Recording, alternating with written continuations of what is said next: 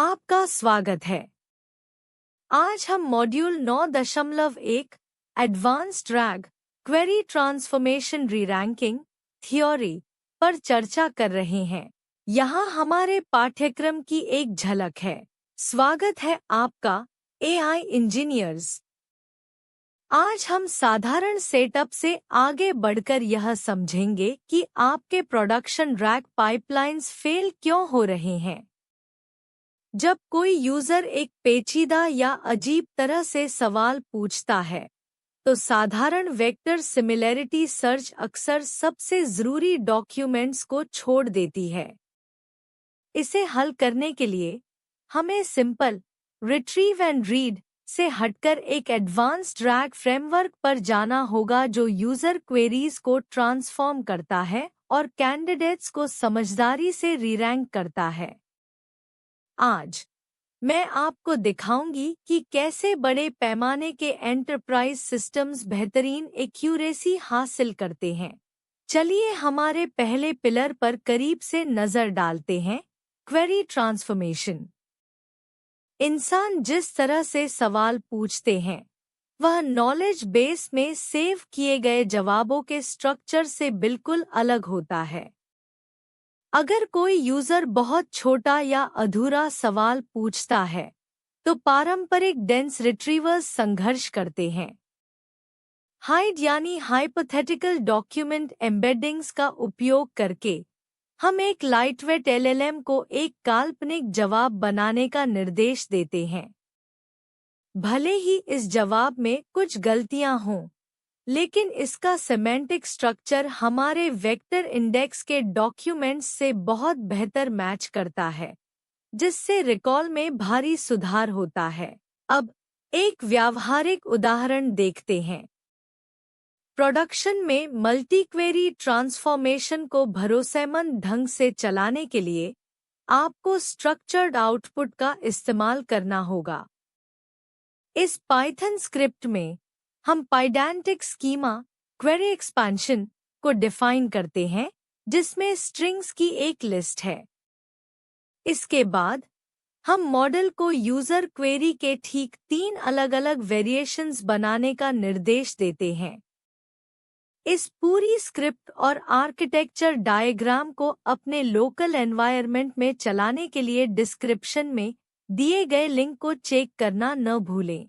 अच्छा दोस्तों, ऐसा लगता है कि हम एक क्लासिक लाइव डीबगिंग मोमेंट में आ गए हैं, और ईमानदारी से कहूँ तो यह शुरुआत में ही एक बेहतरीन शिक्षण अवसर है। जैसा कि आप हमारे टर्मिनल आउटपुट में देख सकते हैं, हमें module not found error, no module named OpenAI का सामना करना पड़ा है। यह ट्रेसबैक हमें बिल्कुल बताता है कि क्या गलत हुआ।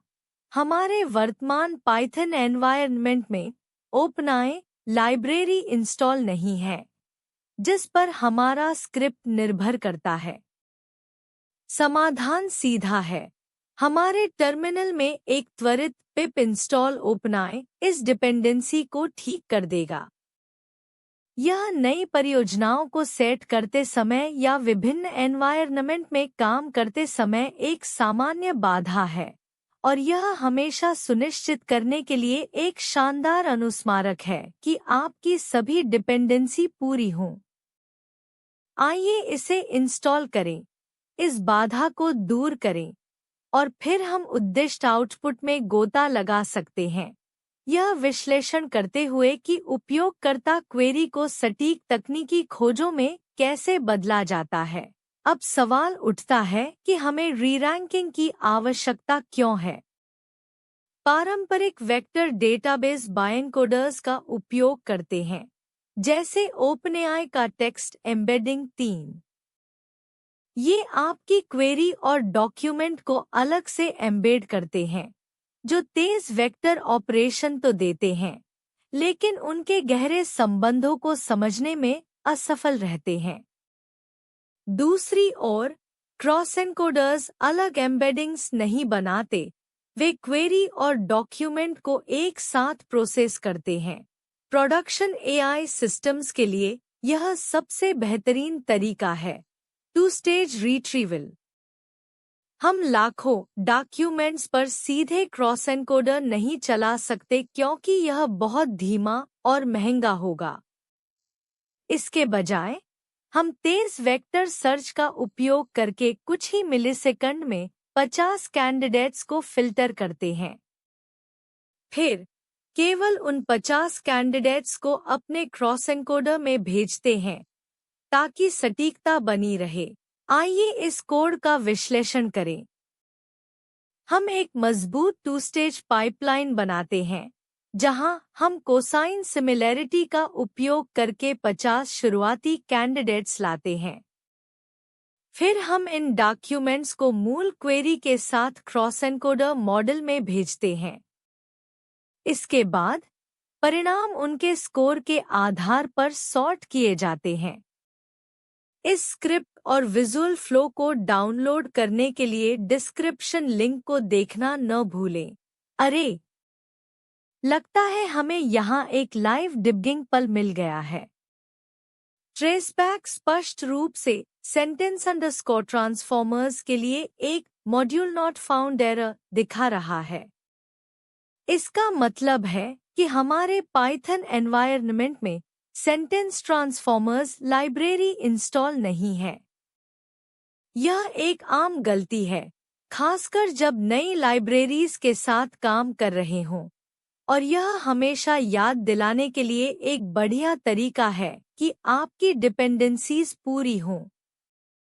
एक त्वरित पिप इंस्टॉल सेंटेंस ट्रांसफॉर्मर्स इसे तुरंत ठीक कर देगा।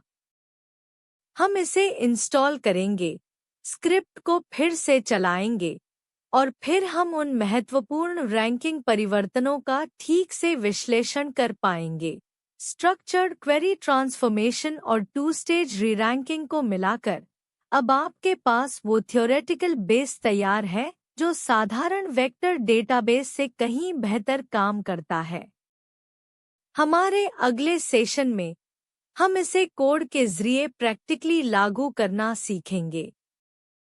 मैं आपसे अगले lecture module 9.2 implementing cross encoder reranking practical में मिलूंगी, जहां हम लाइव सर्वर सेटअप करेंगे और खुद परफॉर्मेंस की जांच करेंगे।